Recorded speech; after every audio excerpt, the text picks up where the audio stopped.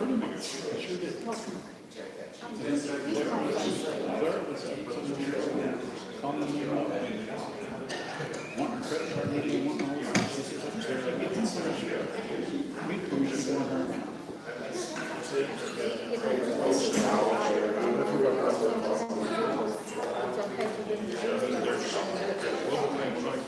She's trying to get that done, and then it's working impossible. So he's still being notes of AT&T.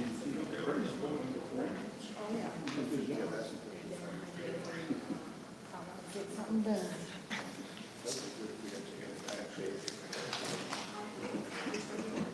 Where'd they go? So we don't have one.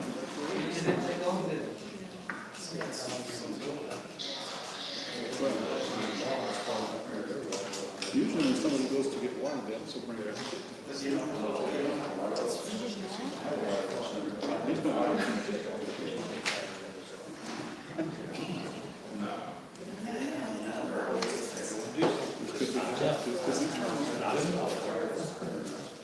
But at least it's something.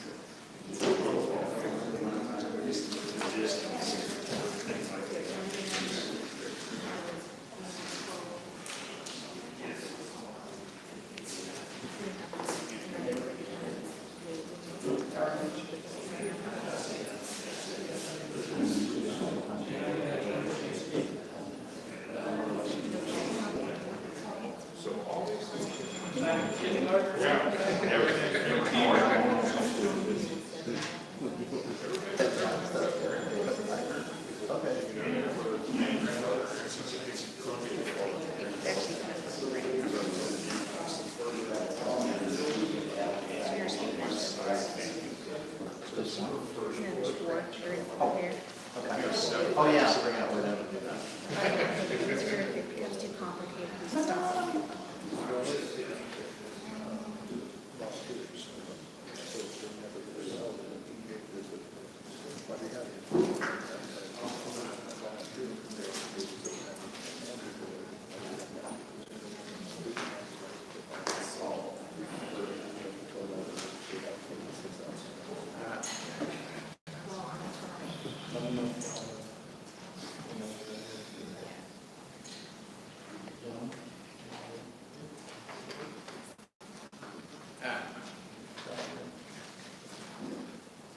Time 6:30, call the council meeting to order. If we can all bow our heads. Dear God, thank you for giving us an opportunity to serve our city as council members and as the mayor. And we ask that you give us the wisdom and the knowledge to make the right decisions in the face of difficulty when it comes to some of the things that we have to address here in these chambers. We ask that you give the protection over us and our city and our citizens and everybody that passes through here, the protection to keep them safe. In your name we pray. Amen. All right, if we can all rise for the pledge. Please. I pledge allegiance to the flag of the United States of America and to the republic for which it stands, one nation, under God, indivisible, with liberty and justice for all. honor the Texas flag. I pledge allegiance to thee, Texas, one state, one and indivisible. All right, the next thing we're going to go into is citizens' comments. Before we do that, as the mayor, I want to say something. I've seen some questions and some things on social media concerning what we're doing with citizens' comments, and I just want to address those that are here, or those that have shown up tonight. The 3-minute time limit is something that the majority of the cities that I see doing that conduct city council meetings, they have a 3-minute time limit. There was also questions about the speaker card. There are a lot of cities that do that. The reason that we have asked to do that is just as you have difficulty, like right now, me forgetting to push the button on my mic, just like you have difficulty hearing us, when you have to get up there and say your name and your address, this is part of an official government record for the meeting. Our city secretary has to log that information. Sometimes she has difficulty hearing. So it just helps smoothline the process for us. That's why those were put on there. All right, now on to citizens' comments.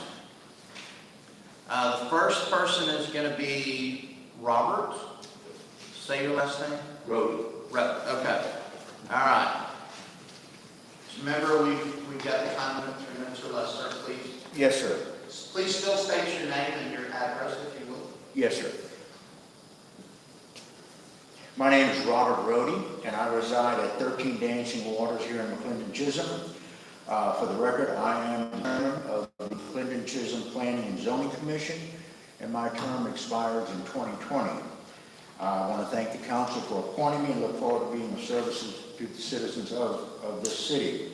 My purpose here tonight is to inform those council members and citizens that may not be aware that at our May 17, 2018 meeting, we held a public hearing on exterior construction of main city buildings in non-residential areas, which are items 7 and 8 on your agenda this evening.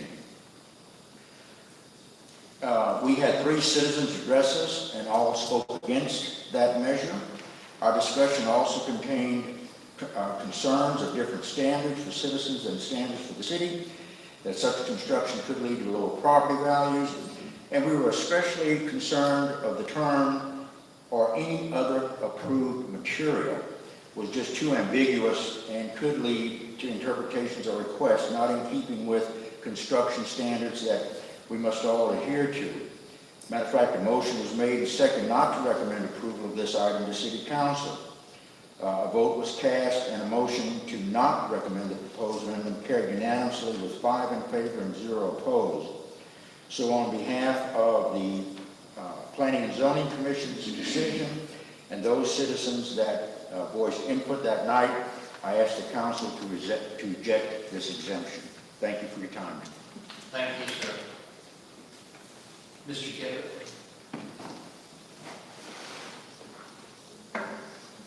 My name is Mark Kippett. I live at 31 Fireside Drive.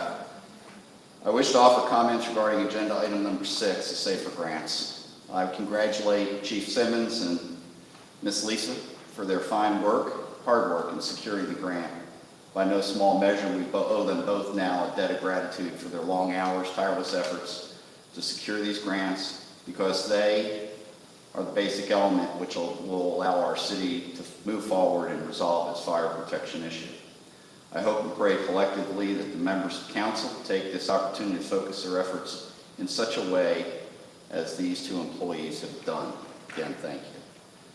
It's been over a year now since the cynical attempts by former city leaders to denigrate the McLendon-Chisholm Volunteer Fire Department started, and have created an artificial crisis since. For the last 9 months, this issue has been dominated the city council agenda.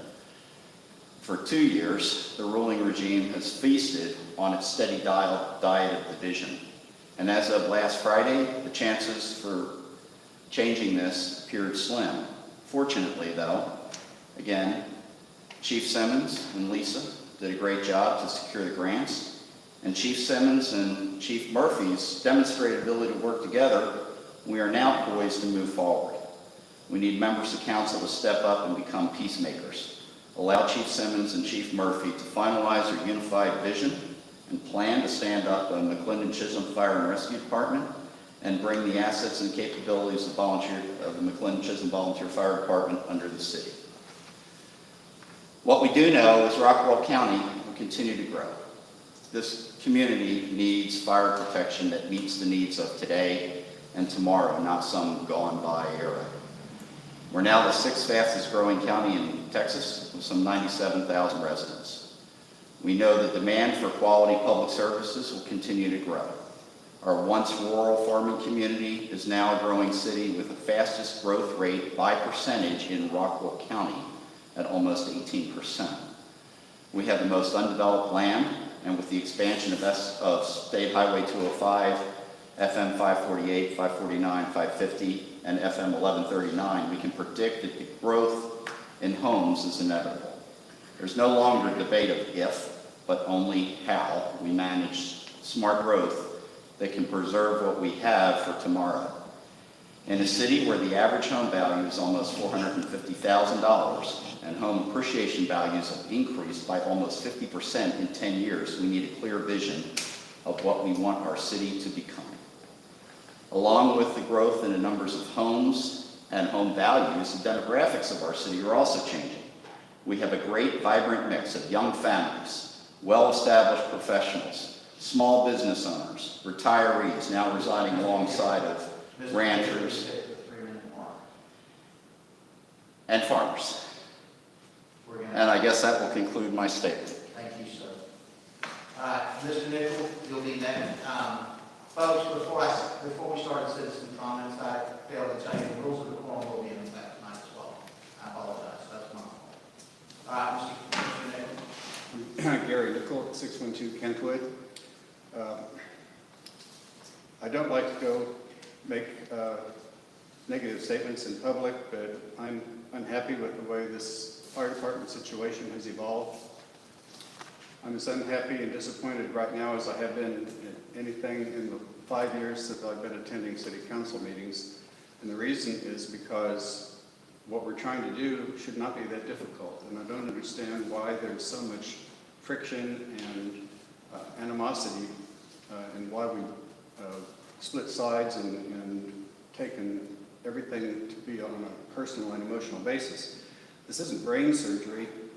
All we have to do is determine what kind of fire department we need, which is a simple matter of looking at the facts, and find out how much people are willing to pay for it. That's all we have to do. And yet it's become much more complicated than that, and I don't understand why.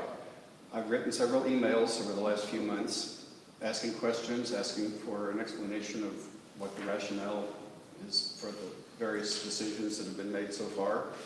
And several of you have been kind enough to respond in detail with thoughtful and informative answers. Some have not responded at all, and I'm especially disappointed that I didn't hear from Mr. Turnbull after last week's meeting. I'll touch on that again as I get further down my notes. Basically, the questions that I think we need to consider are why the ESAC committee has not been involved in any of the work so far. It's kind of disbanded and evaporated. I don't see that it's serving any purpose anymore. And if there's been a public disclosure of what your plan is, I haven't seen it. I've asked multiple times to reveal how you're going about making these decisions, and I've not seen anything or heard anything back. If there is a plan, please let us know so that we don't have to operate in the dark and assume the worst or wonder what's going on. Why has there been no public meeting? I thought when our committee met several months ago that we were going to aim for a plan where we go through the fact-finding, research, discussion, put together a package of options, have a public meeting to see how the public felt about it, then bring it to council so that you could vote. But you voted on several things already that seem to be taken out of order, and I don't understand why that's being done, including one of the items tonight. I see my time is up, so I would just want to ask why we are talking about changing city ordinances or making exemptions to city ordinance when we haven't even decided where the best location to build a station is. Shouldn't that come first? Thank you. Thank you, Mr. Nutter. Mr. Quinn?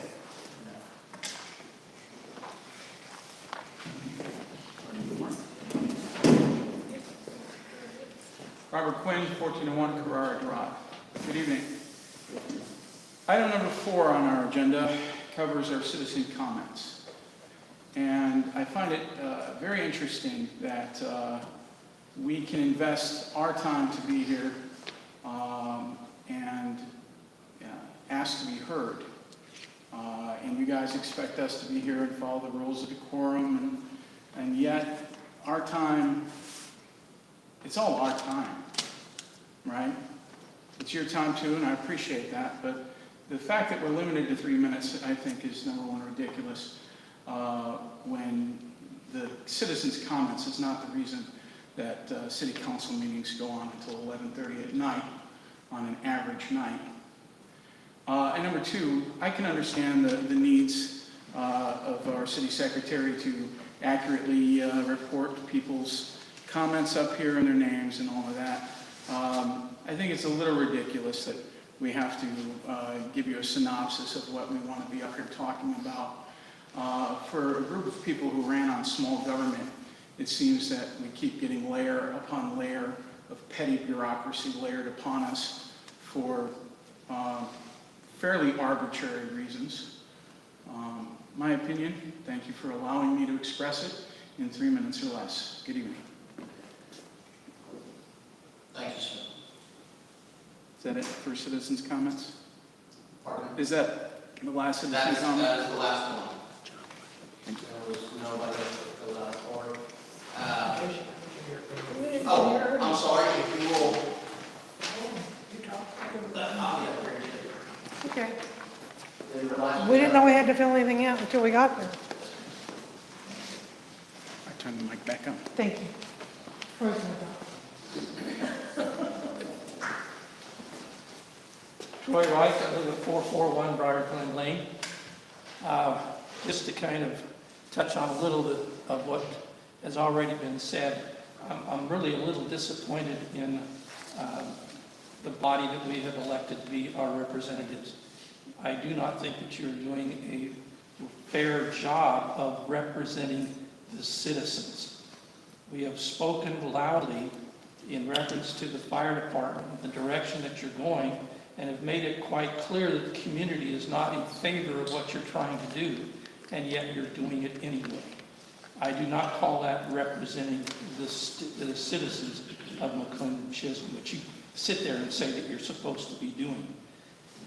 I'm a little frustrated too because I don't quite understand what the urgency was in forming a city fire department for a small community as ours, when we had perfect representation and safety from the fire department that we had. You went ahead and you passed a budget for that existing volunteer fire department for this year. Why not go ahead and put those people and let them continue to do what they're doing for an already approved budget? And then take a year or so, if you need to figure out just how to put together, if needed, a city-owned fire department, which is going to cost the citizens of this community considerably more than what our volunteer fire department does. And you cannot sit there, Mr. Turnbull or Mrs. Balkin, you cannot say that it is not going to be as cheaper or better than what we already have, because there have been a lot of facts laid out to you that prove that it is not. And for you to ignore those and ignore the citizens is disappointing. In the past, whenever we've had a subject such as this, which is so critical to the community, we have had an open house meeting where the citizens had an opportunity, when you presented this type of a program to them, could voice their questions to you, which you would have to answer them. And I can only think the reason you've not done it up to this point is because you do not want to have to answer the citizens for what I consider stupidity on your part. And I'm just very, very disappointed that we as a small community which for so many years has been a very rather close community. The former city council, this past city council, no longer has a spring fest, a Christmas gathering. Those are things that we did as a community that brought our citizens together, and it helped to support our volunteer fire department. So I just need somebody to give me some answers as to what was the urgency in starting a city-owned fire department when we were properly cared for with what we had. Thank you very much for the time. Thank you, sir. All right, is there anyone else that filled out a part of the name? All right, citizens' comments will be closed at this time.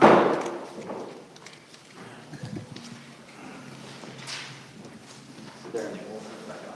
Thank you.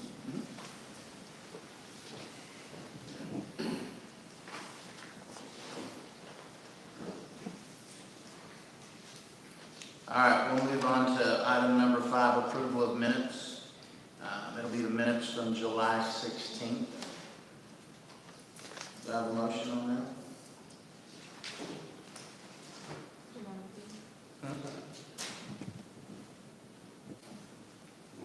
sorry, The minutes from July 16th. I'm not approving them.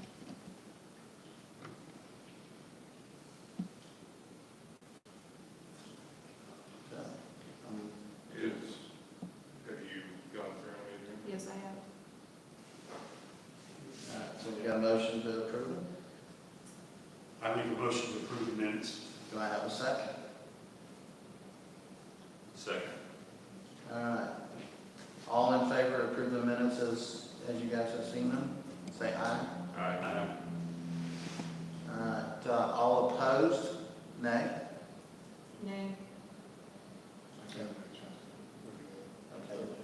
Do you need a couple more minutes to review them, or? It's not just that, I mean, there's a lot of content that needs to be added. There's, We got a motion. And we take a second. We'll just put it to a vote, so. All right.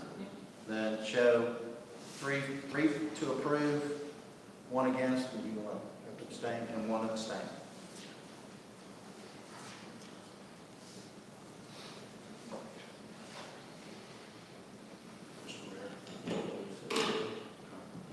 Council members, can you make sure your mics are on and that they're pulled close enough to you? Yes.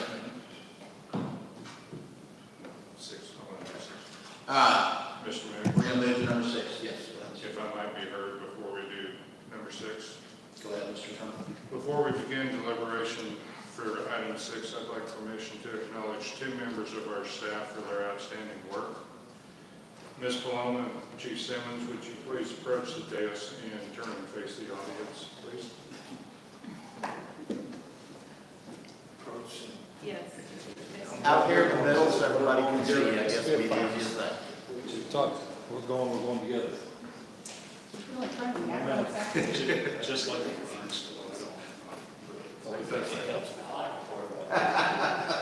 Which side do you want? Is this your better side? Come here, please. No, you face the audience, let the citizens see you. You're fine. Ladies and gentlemen and council, on February 22nd, 2018, the council passed a resolution 2018-07 Form MCFR. After that action, Ms. Paloma took it upon herself to research availability of grants to assist us in forming our department. On March 29th, Ms. Paloma sent an email stating she had spent the morning on the FEMA site learning about firefighting grants.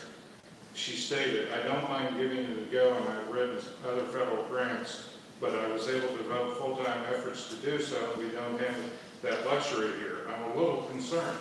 The council instructed Ms. Paloma to give it a go.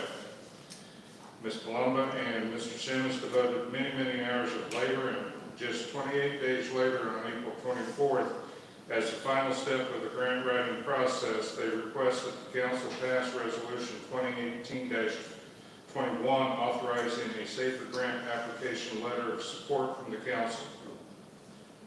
On Friday, August 3rd, the citizens of McLendon-Chisholm reaped the rewards of Ms. Paloma and Chief Simmons' hard work when they received a $621,600 grant from FEMA Safer Grant Programs.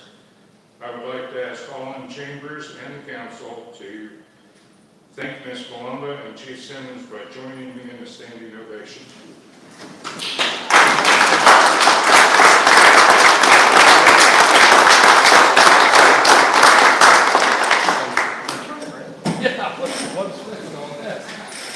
Just one word, if I can add, it really was a team effort. So Ms. Balcom's ESAC committee gave you some statistics.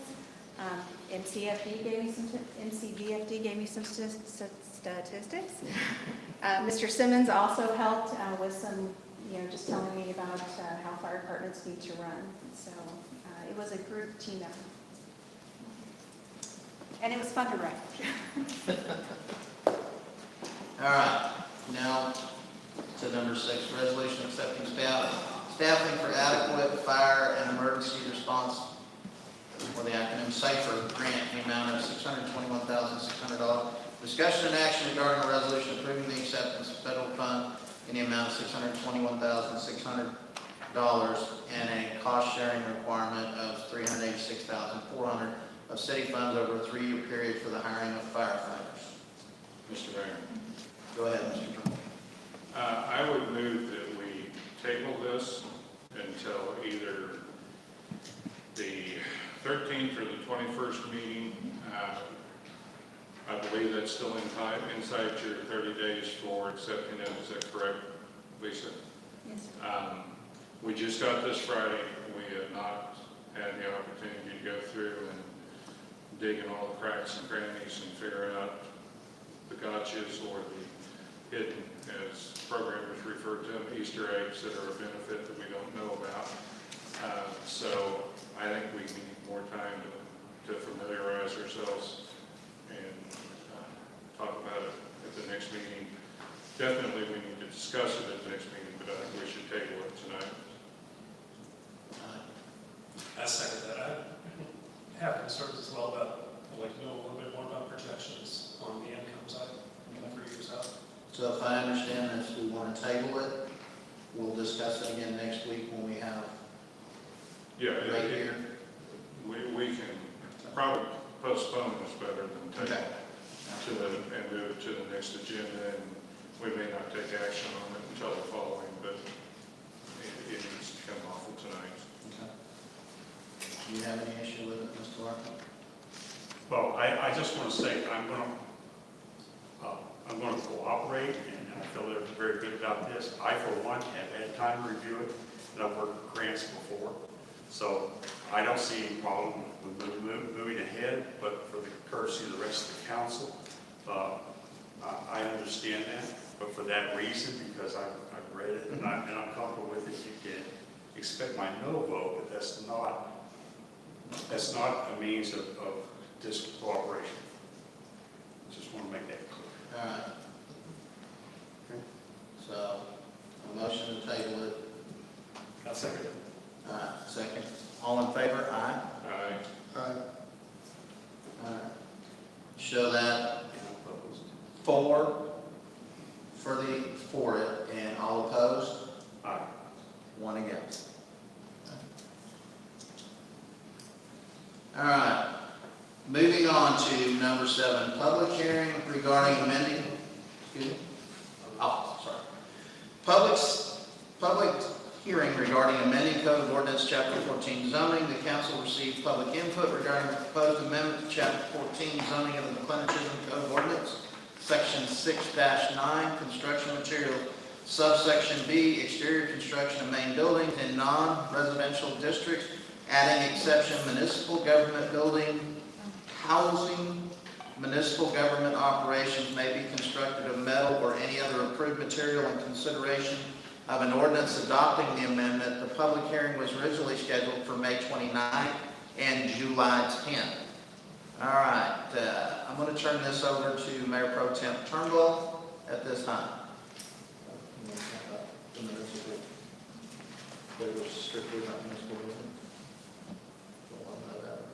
Well, yeah, we're going to open the. Yeah, we're going to open it up for hearing.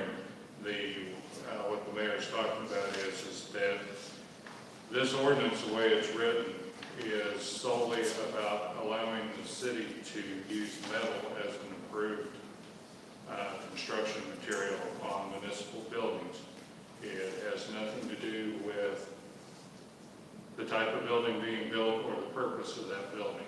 So following TOMA regulations, you're going to need to restrict your comments to whether or not metal is an appropriate material for building a building. All right, let's now open the public hearing. Mark Kip at 31 Fireside. I'll take that one. Okay.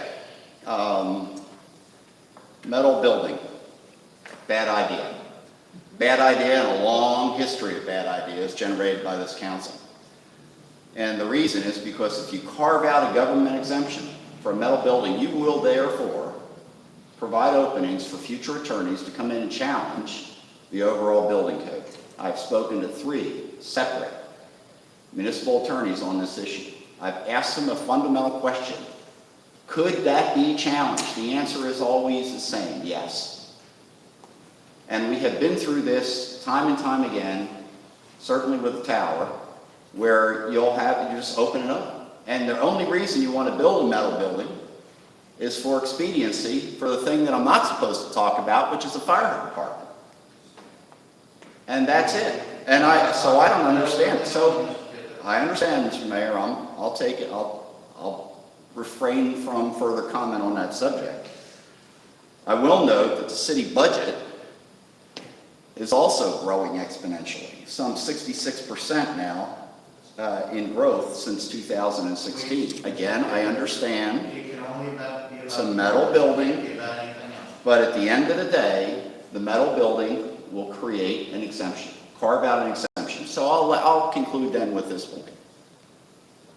You represent us. We are in a representative democracy, a republic. You sit in those seats because we allow you to sit in those seats. And I have yet to talk to anybody in this city, and I don't think there's anybody in this room that will say building a metal building is a good idea. Changing the code for the city, the people that work for us. Because if you can change it to work for us, you work for us and you can change it, then why can't the us change it? And there you have, there's the basic legal argument that it's going to start at. And it's going to be challenged by a developer. And it's going to be challenged by a developer with money. And we're going to be sitting in another lawsuit. So please don't do it. There's no need for this ordinance. Absolutely unneeded. Since it's a subject that it's needed for, I can't talk about, which I consider to be a little bit of an abomination. Thank you. Thank you, sir. Anyone else? Troy Wright, 441 Briar Glen Lane. Served on the Planning and Zoning Commission for 17 years as one involved in establishing the building codes for the city of McLendon-Chisholm.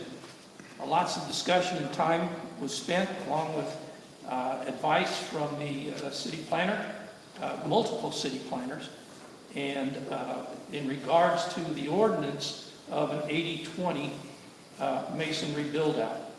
One of the purposes for that was property values.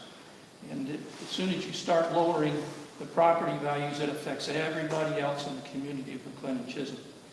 It doesn't seem to me that it sets a very good example when the city all of a sudden decides that for whatever reason they find acceptable to them, that now all of a sudden they're going to change the code to meet what they want it to do, but yet it's going to still try to require anybody else to build it out the way they want it built out. So I would highly recommend, from the experiences of our former Planning and Zoning Commission and the present Planning and Zoning Commission, the citizens who were at that meeting of the Planning and Zoning Commission that spoke out against this, that should, again, listen to the citizens. That's what you were elected to do. And we do not want metal buildings in McLendon-Chisholm. Thank you. Thank you, sir. Anyone else?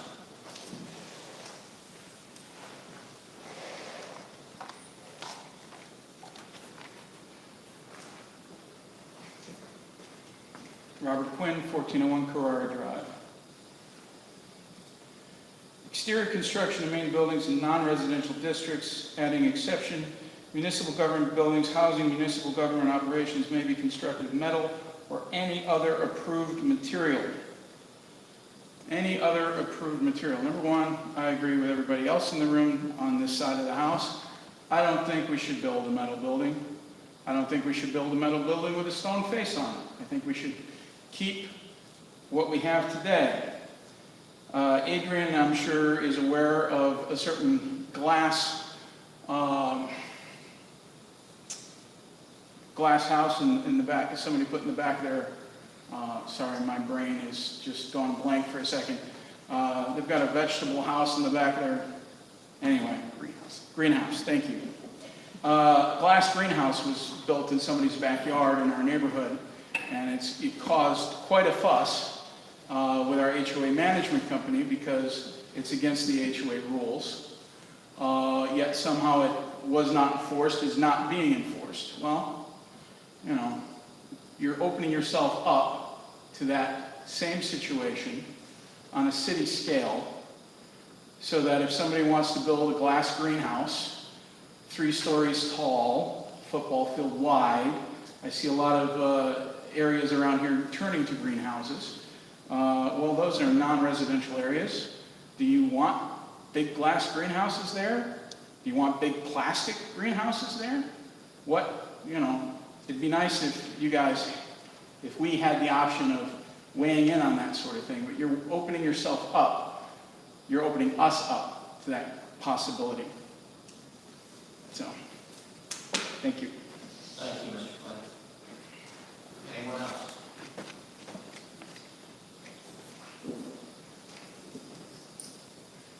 I'll ask again. Anyone else? All right. At this time, the public hearing portion is closed. Thank you. All right.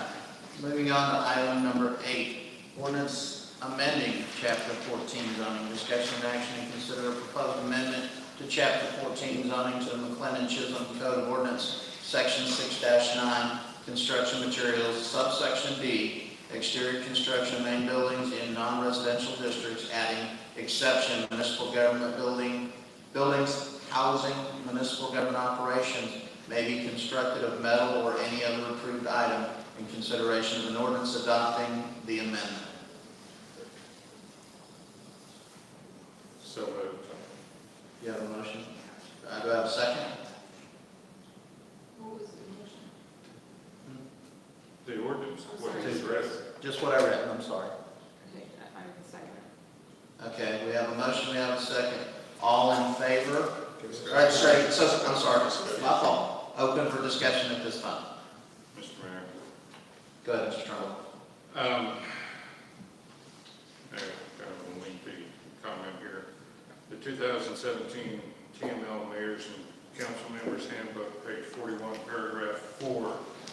One cardinal rule to remember about public meetings is that numbers don't always count.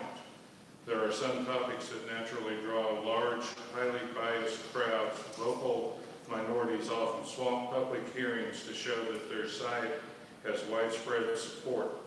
Such items as Little League baseball parks, school crosswalks, water rates, and taxes can attract crowds, but the size of the turnout does not necessarily indicate that their cause is just. The council is elected to serve all citizens, and the council member must look to the overall picture, not just the view presented by one partisan group. In regards to using the metal, the proposed amendment allows for buildings, housing, municipal operation to be constructed of metal or other approved materials which are already listed in section 6-9, or a combination of those approved materials. The proposed amendment does not require that municipal buildings have metal exteriors. It only provides that option to be for metal to be an exterior component of the construction.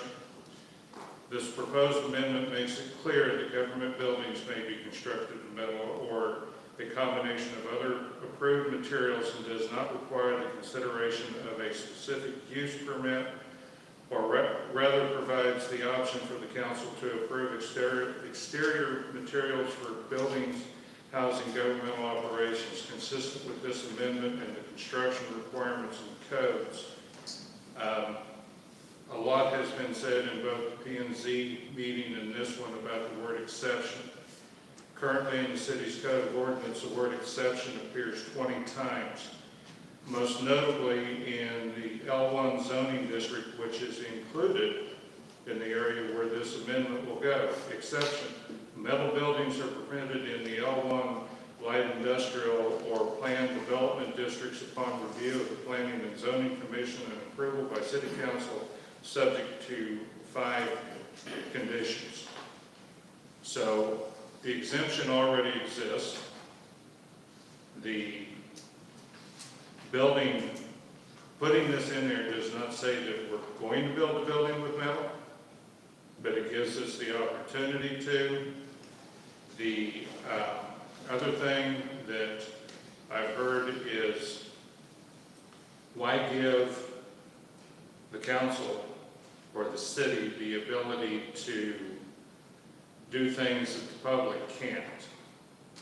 And to those people who say that, my question is, are you aware of the exemption that the council already has that the public can't do? Anybody know what that is? You can't tax your neighbor to build your building. We can tax you, and you elected us to spend your money wisely. So if we can save a substantial amount, then that is a consideration that we should be able to consider. So that's my opinion on that. And as far as the P&Z Commission, we hired and paid for a city planner who advised you the opposite of the way you voted, and we are working with the same information from the city planner. He actually recommends passing this exemption. So which consultant should we listen to? New citizens? Oh wait, that's the other thing we're not allowed to do. Talk. Mr. Quinn, please. Well, he did raise a question for citizens. I understand. So is it okay for us to address that question that he just raised? He asked a question of us. He asked us a question. And I gave you ample time to answer. Would have been out of protocol too, but where can we engage that question? At this point, I'm going to say no. Even though it was termed as a question to everyone.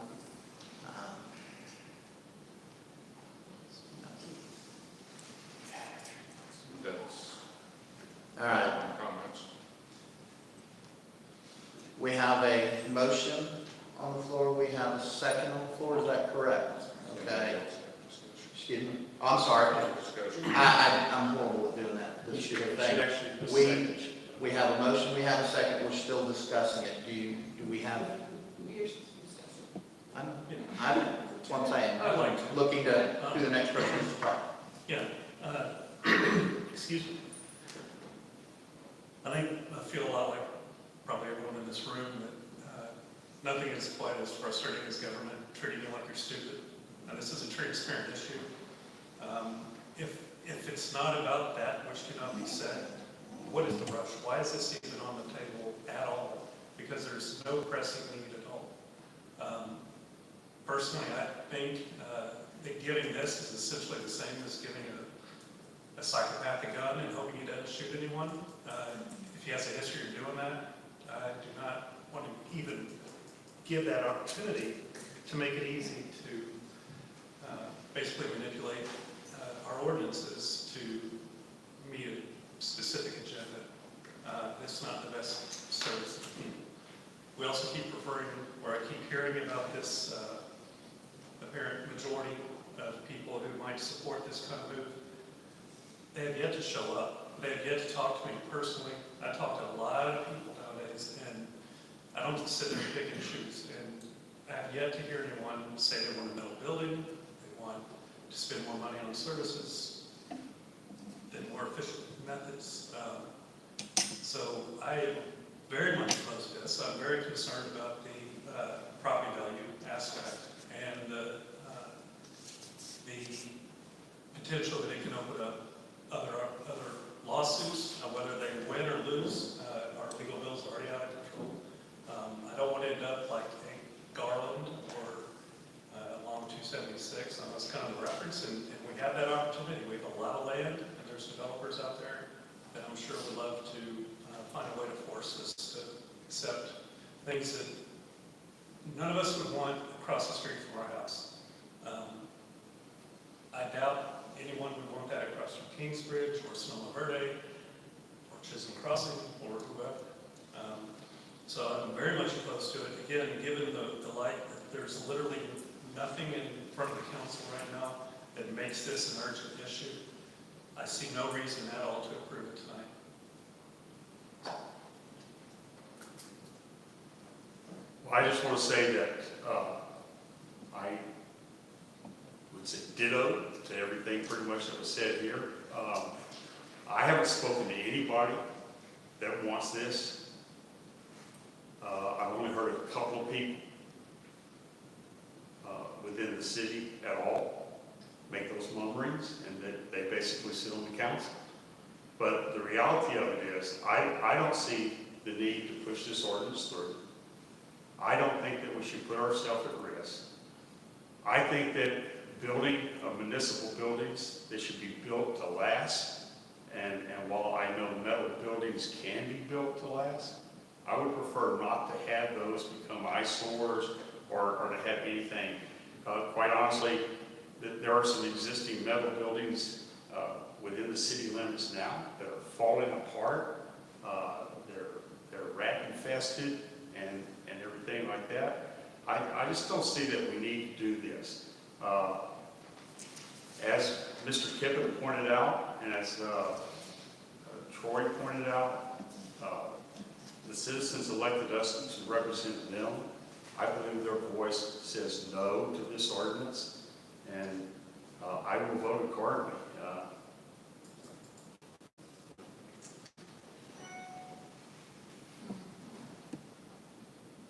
Mr. Herron?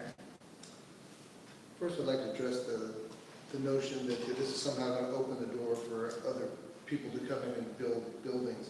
If you take a look at Rockwall has the same standards as we do for housing. And they also have buildings for their municipal buildings. So if you go take a drive down King Parkway over under I-30 and look by the baseball fields over there, what are we going to do when we grow and we get larger and we're going to have lawnmowers and a lot of vehicles that are taking care of the city? Are we going to build buildings like this building that we're sitting in right now? This building cost $1.2 something million, with over 50% of the materials were given to the city, and the last appraisal was $880,000. Do we really want to go down that road where we're spending 2 to 3 times as much money to build buildings to store equipment than what we really need to? I mean, I think we need to be really honest here. We need to be looking at a lot of people are having these scare tactics that, that this is going to open the door to people to come and build their houses out of money. No, that's farthest from the truth, and everybody knows that. Using scare tactics that lawyers said, this. Well, the reality is that even if we don't do anything, a lawyer could come and challenge us and take us to court at any time, like we've had with the tower.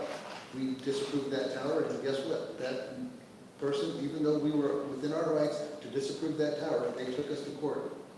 So the reality is, if somebody wants to challenge us, they can challenge us at any given time. And so the reality is, what are we fighting against?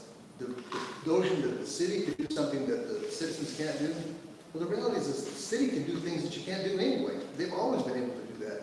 And so, personally, I'm not for this, but the reality is, the people have used these scare tactics. And then the other notion is that because the people that we've heard from are the only people that have any say, that's baloney, because I've had a lot of people from my own neighborhood who say, hey, I'm not opposed to that. And so if you're not hearing from those kind of people, maybe you ought to get out of your house or out of your neighborhood and go talk to some other people. Just because they don't come here and talk at the city council meetings. We've had other people who had challenging notions. Guess what happened to them? They got totally attacked and abused by people on social media, as we are constantly. And so there's a lot of people who aren't willing to come out and who aren't willing to come out and say exactly what they think because of the problems that we have with certain individuals in our city. And so, again, like I said, I do have problems with metal building, but the reality is that we're going to have to face this at some period of time. Sometime in the future, when we're building municipal buildings to store things like lawnmowers, are we going to build them and because we're not going to be able to afford that. We can't continue to build monstrosities like the City Hall at $1.2 million when it's only worth, the city will go bankrupt. So which is worse, to go bankrupt or to have some metal buildings?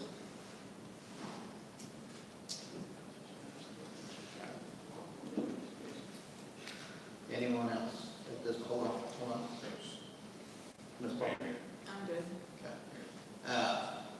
You know, as the mayor, I don't agree with it the way it's written. At this point in time, I don't have a vote in this matter, but I don't agree with it the way it's written. I do see everybody's points on both sides, but I don't agree with it the way it's written at this point. All right, it's still open for discussion. If everybody's talked once, it's now. So, we have a motion, we have a second. Do you have anything else you want to add to your motion? All right. I would have one more comment. Let's put it up. Just in response to Mr. Herron, I agree with your points, sir. The point is, however, what's the rush? There is only one building that we're really talking about here, and I think this is just a way to chip away at that notion. If there is a reason you're saying down the road, metal buildings for a lawnmower storage or city vehicles, fine, let's deal with that then.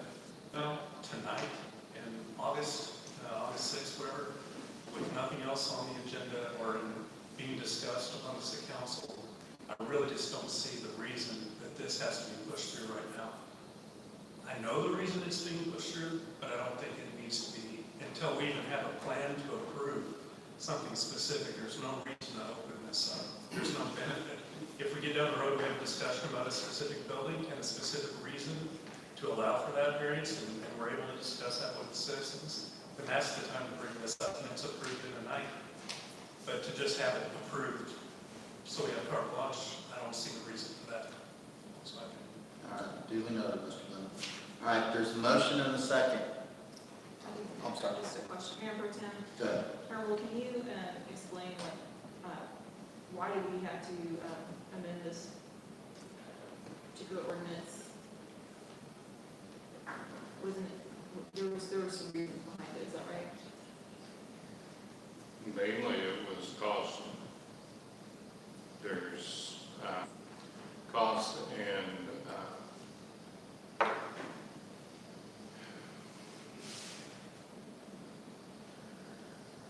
that's really it. It's the difference in the cost, and quite frankly, at the time this was originally brought up, it was probably cheaper. It could be that in the future that metal is more expensive than brick and stick.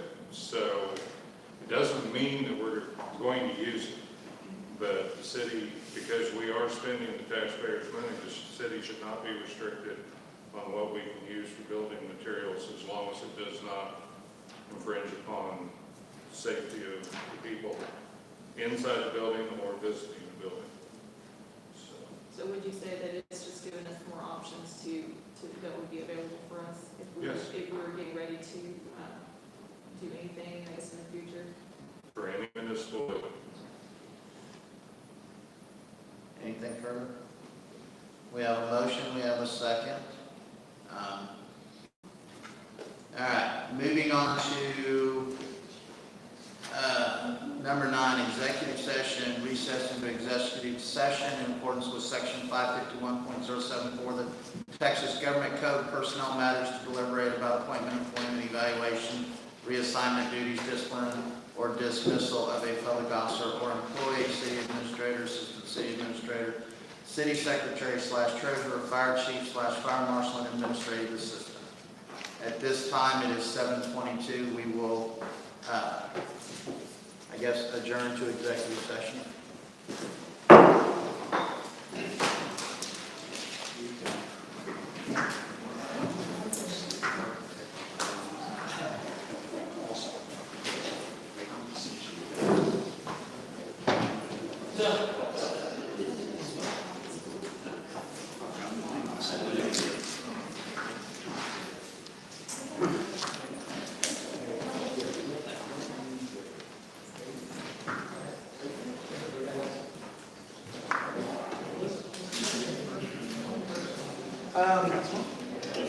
Yes.